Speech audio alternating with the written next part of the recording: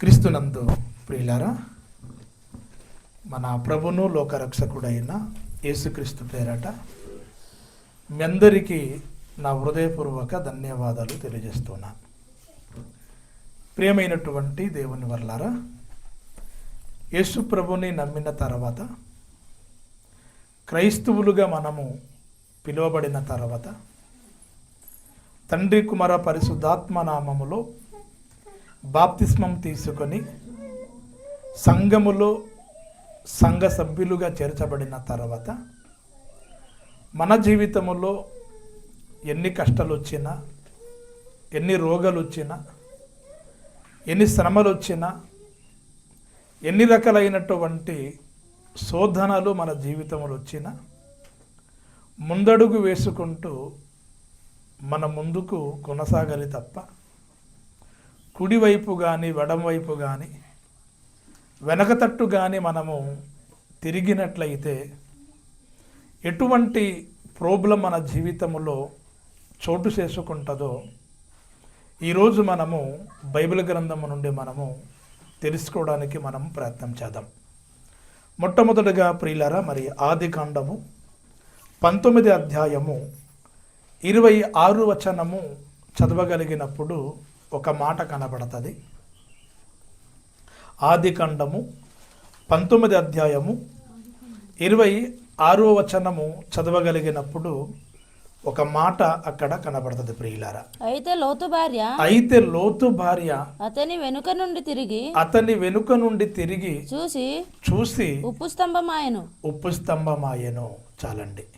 ప్రియమైనటువంటి దేవుని వర్లారా, ఇక్కడ నీతిమంతుడైనటువంటి లోతు భార్య గురించి వ్రాయబడినటువంటి మాట ఇది. నీతిమంతుడైనటువంటి లోతు భార్య వెనుక తట్టు తిరిగి ఉప్పు స్తంభముగా మారినట్లుగా మనము చూస్తాం.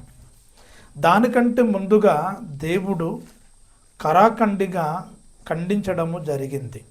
ఏమని అంటే, వెనుక తట్టు ఏమాత్రము కూడాను తిరిగి చూడకూడదు అని ఆదికాండము 19 అధ్యాయము 17 వచనములు దేవుడు హెచ్చరించడం జరిగింది. దేవుడు వారిని అనగా సొదొమ గొమొర్రా పట్టణము నుండి వెలుపటికి తీసుకొచ్చి లోతును తన భార్యని, ప్రియులారా, మీరు ఏమాత్రము కూడాను వెనకతట్టు తిరిగి చూడకూడదు, మీ ప్రాణములను మీరు కాపాడుకోవాలనుకుంటే మీరు ఏమాత్రం కూడాను వెనకతట్టు తిరిగి చూడకూడదు అని దేవుడైనటువంటి యెహోవా కరాఖండిగా ఆజ్ఞాపించినట్లుగా హెచ్చరించినట్లుగా మనము చూస్తాం. కానీ నీతిమంతుడైనటువంటి లోతు భార్య దేవుని మాటను, దేవుని ఆజ్ఞను అతిక్రమించి వెనుకతట్టు తిరిగి ఉప్పు స్తంభముగా మారినట్లుగా మనము చూస్తాం. ప్రియమైనటువంటి దేవుని వర్లారా, దేవుడైన యెహోవా సొదొమ గొమొర్రా పట్టణాన్ని ఎందుకు భస్మము చేశాడు, ఎందుకు మంటలతో అగ్నితో కాల్చివేశాడు అని ఆలోచించగలిగినప్పుడు, సొదొమ గొమొర్రా పట్టణాలు కామముతో నిండిపోయినటువంటి పట్టణాలు.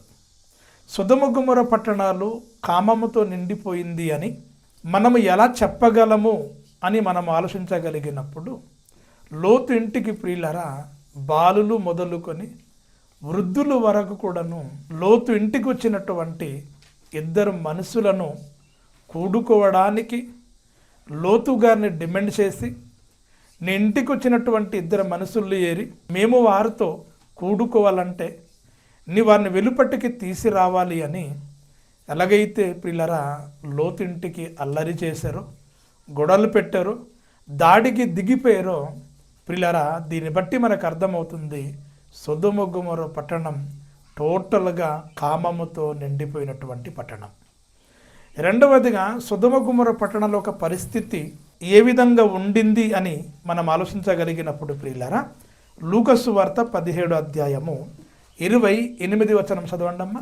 లోతు దినములలో జరిగినట్లును జరుగును జనులు తినుచు త్రాగుచు కొనుచు అమ్ముచు నారు నాటుచు ఇండ్లు కట్టుచు ఉండిరి.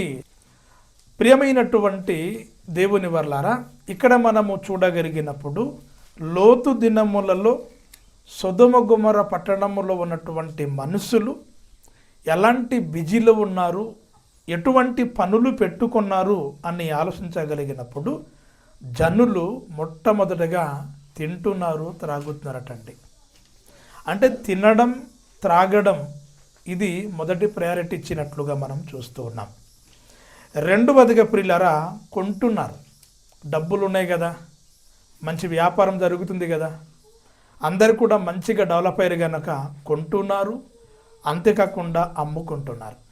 అంటే మంచిగా వ్యాపారం చేసుకుంటున్నారు, కొంటున్నారు, అమ్ముతూ ఉన్నారు. అంటే అర్థం ఏంటంటే ప్రియులారా, మంచిగా వ్యాపారములు చేసుకుంటున్నారు. మూడవదిగా ప్రియులారా, నారు నాటుకుంటున్నారు. అంటే మంచిగా వ్యవసాయమందు చాలా ఉన్నతంగా అభివృద్ధి పొంది నారు నాటుకోవడం అనేటువంటిది కూడాను జరుగుతుంది. దాని తర్వాత ప్రియులారా ఏం చేస్తూ ఉన్నారు అని ఆలోచించగలిగినప్పుడు మంచి మంచి ఇండ్లు కట్టుకుంటున్నారు.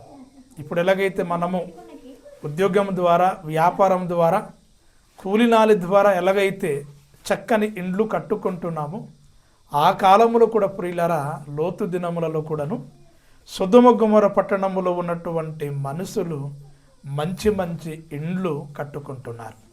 కానీ సృష్టికర్త అయినటువంటి దేవునికి మరిచిపోయారు. దేవుడంటే లెక్క లేదు, దేవుడంటే భయము భక్తి లేదు. దేవుని మీద భయము భక్తి విడిసిపెట్టి కామందులై ఈ లోకపరంగా ఎలా బ్రతకాలి, ఎలా జీవించాలో నేర్చుకొని తినడము, త్రాగడము చేస్తూ మంచి మంచి ఇండ్లు కట్టుకుంటూ కామందులుగా మారిపోయినట్లుగా మనము చూస్తాం. అందుకని దేవుడు ఏం చేశాడంటే ఆ సొదొమ గొమొర్రా పట్టణంలో ఉండకూడదు అని ఆకాశము నుండి అగ్ని గంధకములను కురిపించి భస్మము చేసినట్లుగా, బూడిది పాలు చేసినట్లుగా మనము చూస్తాం.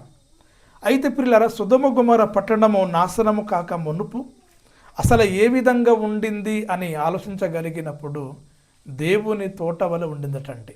మరి పచ్చటి మైదానముతో, మంచి మొక్కలు, పచ్చటి చెట్లతో, మంచి మైదానముతో నిండిపోయినటువంటి సొదొమ గొమొర్రా పట్టణం దేవుడు టోటల్గా అగ్ని గంధకమును కురిపించి నాశనం చేసినట్లుగా మనము చూస్తాం.